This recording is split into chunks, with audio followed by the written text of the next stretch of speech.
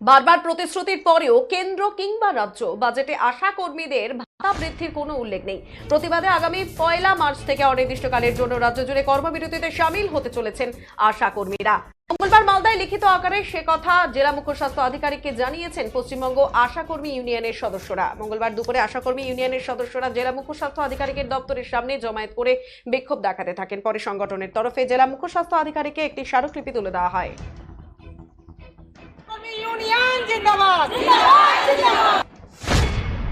যেটা কর্মসূচি সেটা সারা রাজ্য জুড়েই নেওয়া হয়েছে।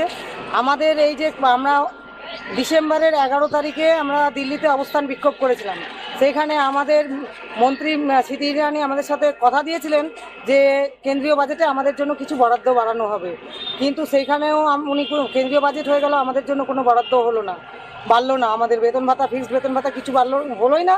আমাদের কেন্দ্রে তো ফিক্সড বেতন ভাতা নেই, সেটা বাড়লো না। এমনকি রাজ্যে আমরা 6ই অক্টোবর ধর্মতলায় অবস্থান বিক্ষোভ করেছিলাম। সেখান থেকে আমাদের প্রতিনিধি দল চন্দ্রিমা ভট্টাচার্যের সাথে দেখা করেন। উনি আশ্বাস দিয়েছিলেন আমাদের ফিক্সড বেতন কিছু বাড়ানো হবে, কিন্তু রাজ্য বাজেটও হয়ে গেল, সেখানেও আমরা প্রতারণার শিকার হলাম। সেখানেও আমাদের কিন্তু ফিক্সড বেতন কিছুই বাড়ানো হলো না।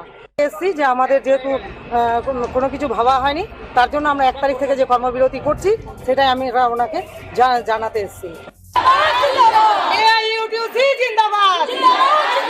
পশ্চিমবঙ্গ আশাকর্মী ইউনিয়ন।